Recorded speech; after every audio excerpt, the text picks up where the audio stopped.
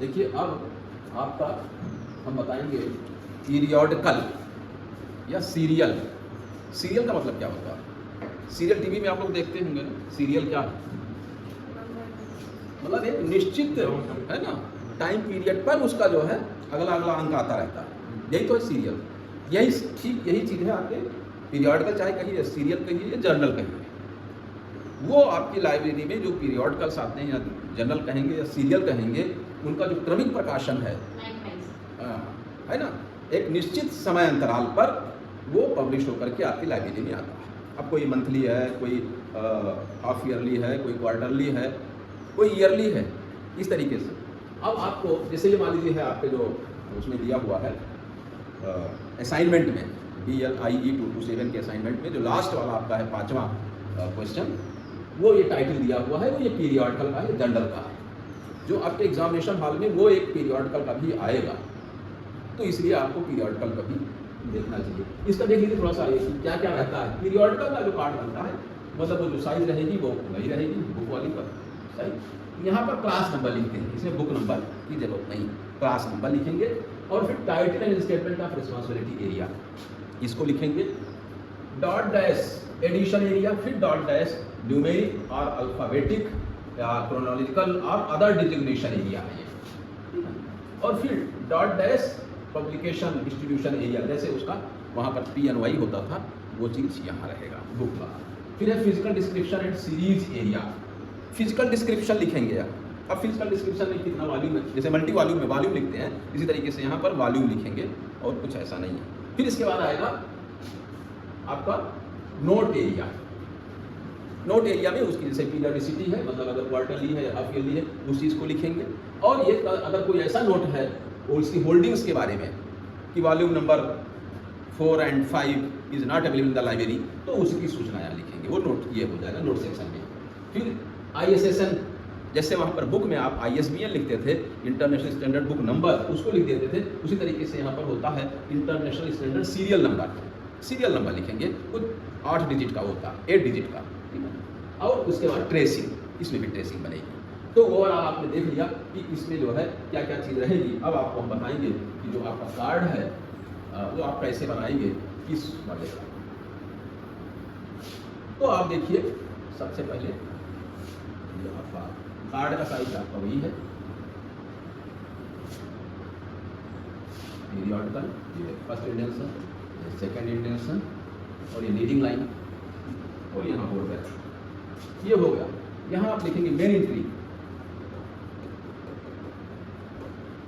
Main entry class number 610.110.5, बस हो गया क्लास नंबर। अब इसका देखिए जो टाइटल है या जो जर्नल का नाम है, जर्नल ऑफ द, इससे हेडिंग बनेगी journal of the New York academy of, वापसी सेकंड से होगी, medicine, New York academy of medicine. ठीक है, अब क्या करेंगे, डॉट डैश वॉल्यूम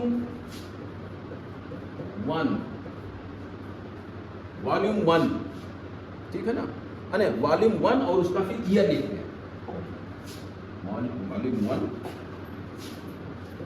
और विदिन ब्रैकेट इसका ईयर। अब आपको ये चीज यहां से ढूंढ करके निकालना है। कभी कभी क्या होता है कि लिखा रहता है वॉल्यूम 1, या केवल ये लिखा है कि वॉल्यूम 1 इस ईयर में, या फर्स्ट पब्लिश्ड इन 1971। तो वॉल्यूम 1 कब आया, 1971 डैश। अब देखिए दो चीजें इसमें, एक तो वॉल्यूम 1 लिख दिया, दूसरा यहाँ लिखा है वॉल्यूम 12 नंबर 1 जनवरी 1920, हालांकि ये 20 गलत है, वो आपके उसमें मिसप्रिंट है, ये होगा 80, ठीक है ना, ये होगा 80। क्यों 80 होगा, ये 71 में पहला पब्लिकेशन हुआ है, तो 12 हो पाएगा 80 में, 82 देखिए। तो इसको आप कर लीजिए 1982, क्लियर है ना? 71 में फर्स्ट वॉल्यूम, तो 1982 में 12। अच्छा, ये कोई चीज़ इसमें नहीं दिया है कि ये कंटिन्यू चल रहा है कि ये बंद हो गया, मतलब ये लिखा है कि ये 12वां जो वॉल्यूम है वो यहाँ आया है, मतलब ये कि अब यहाँ तक का शायद आपको बनाना है। मान लीजिए ऐसा न ये केवल दिया रहता तो इसका मतलब कि अब कंटिन्यूएशन में है वॉल्यूम नंबर 1 1971 और फिर लिखते आप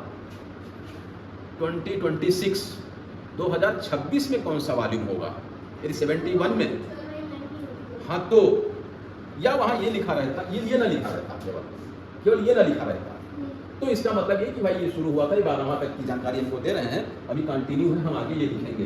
तो वॉल्यूम 1 1971 और फिर क्या लिखते हैं, वॉल्यूम कितना 71, तो फर्स्ट वॉल्यूम है। 2026 में क्या होता, 56, तो आप लिखते हैं यहाँ वॉल्यूम 56 विदिन ब्रैकेट 2026। ठीक, अब यहाँ तो केवल हमें इसका बनाना है, तो वॉल्यूम 12 और विदिन ब्रैकेट 1982। ये चीज आपको काम करना पड़ेगा, जब भी आएगा तो वो दिया रहेगा, केवल एक जानकारी है तो इसको निकालना होगा, ये दिया है तो इसको निकालना है, या केवल ए दिया है और कुछ नहीं दिया, इसका मतलब कि आपको आज टिल डेट का निकालना है, 2026 का वॉल्यूम क्या होगा, ये आपको इस पर, या ये लिखा है कि 2020 में 20वां वॉल्यूम आया, 19वां वॉल्यूम आया, तो आपको उसी में जोड़ घटा करके वो सही कर लेना है कि फर्स्ट वॉल्यूम कब आया होगा और इस समय का लास्ट वॉल्यूम कौन सा होगा। ये आपको थोड़ा सा मैथमेटिक्स का काम करना पड़ेगा, ईयर और वॉल्यूम नंबर आपको निकालना होगा। क्लियर है? फिर क्या आएगा, dot dash, New York place of publication, फिर colon place of publication colon name of publisher SS and W wood, pharma, क्या हो जाएगा ईयर में 1971 टू 1982। अच्छा, मान लीजिए कंटिन्यू आ रहा है, तब क्या करते आप, 1971 डैश खाली रहेगा ये स्पेस, तो आप क्या करेंगे 1971 डैश, ये क्लियर है? मतलब ये चेंज क्या हो रहा है, मल्टी वॉल्यूम की तरह थोड़ा सा इसमें है आपको। अच्छा, और एक चीज कंटिन्यूएशन में है तो करेंगे क्या, जो ये वॉल्यूम 12 आपने लिखा, ये 12 को पेंसिल से लिखेंगे, इसको पेंसिल से लिखेंगे और इसको पेंसिल से लिखेंगे। क्यों? अगला वॉल्यूम हमारा आएगा जब, भाई 2026 यहाँ लिखते आप, है ना, 26, तो ये पेंसिल से रहता, 56 वाला पेंसिल से रहता। जब मेरा 2027 का वॉल्यूम आएगा तब यहाँ तक पर जो है 57 हो जाएगा, यहाँ पर 2027 हो जाएगा, यहाँ 2027 हो जाएगा, इसलिए पेंसिल से लिखते हैं। हाँ, एग्जाम में भी आपको ये तो करना है। अब आपको वहाँ देखना है कि ये कहाँ से कहाँ तक बनाना है, बस। क्लियर है ना? अब देखिए ये हो गया आपका। अब वहाँ पर आपको देखना है फिजिकल डिस्क्रिप्शन, यानी ये कुल कितने हैं, 12B हो गया। और ये क्या है, फ्रीक्वेंसी पर 4 ईयर, तो ये क्या है, क्वार्टरली। ज्यादातर यही दिखा रहता है, क्वार्टरली या हाफ ईयरली या ईयरली, तो जो भी रहेगा उसकी आप उसकी फ्रीक्वेंसी को, मतलब ये ज्यादा सही है, आप लिख सकते हैं, नहीं वही लिख देंगे, कोई बात नहीं, फ्रीक्वेंसी में आप लिख देंगे ये 4 पर ही है, लेकिन ये सही इसका यही है। कोई भी अगर पीरियडिकल है, कोई सीरियल है, तो वो जो उसकी पीरियडिसिटी होगी, मतलब वो मंथली है ना, या वीकली है ना, हाफ ईयरली या ईयरली, इस तरीके से, क्वार्टरली, इस ये आप करिएगा। फिर इसके बाद आता है ISSN,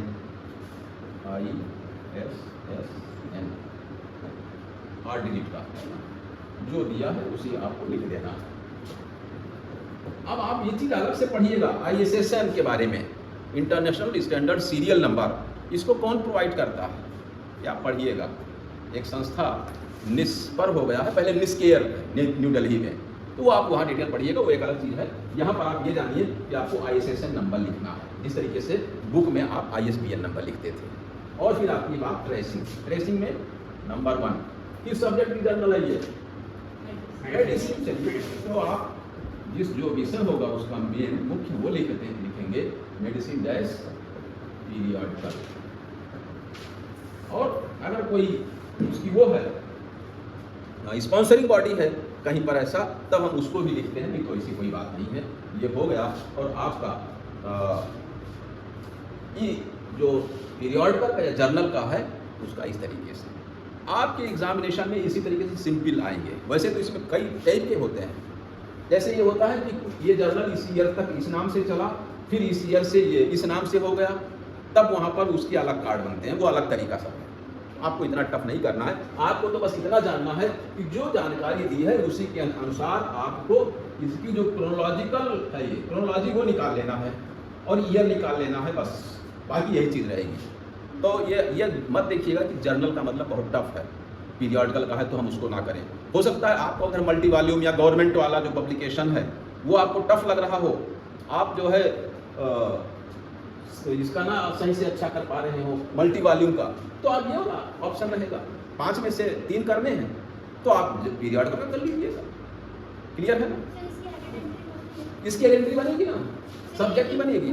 हाँ, अब ये अगर इसी में होता, इसकी कोई स्पॉन्सरिंग बॉडी होती कुछ ऐसा, तो फिर वो उसका कहीं अलग से लिखा रहता, या New York academy of medicine, New York academy of medicine कर लीजिए ना। फर्स्ट स्पॉन्सरिंग बॉडी तो नहीं है ना, New York academy of medicine, New York academy of medicine, ये हो गया। अब देखिए इसमें इसकी जो आइडेंटिटी बनेगी बिल्कुल वही, आप बुक की तरफ ध्यान रखिए, कोई खास चीज नहीं है। आइडेंटिटी उसकी छोटी रहेगी, आप क्लास नंबर लिखेंगे और फिर आपका heading journal of the New York academy of medicine. Subject को आप यहाँ लिखेंगे मेडिसिन कैपिटल में डैश पीरियडिकल, और यहाँ rest time in the minute, rest time in the main entry close. एक बनेगा स्पॉन्सरिंग बॉडी, उसका क्या करेंगे, यहां बना देता हूं मैं। आप यहां पर हेडिंग लिखिएगा एडेड एंट्री और स्पॉन्सरिंग बॉडी का sponsor,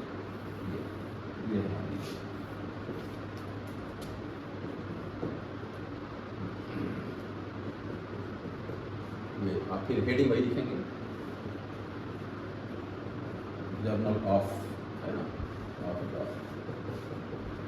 New York academy of medicine. अब स्पॉन्सरिंग बॉडी कौन है, यहाँ लिखिए न्यूयॉर्क एकेडमी ऑफ मेडिसिन।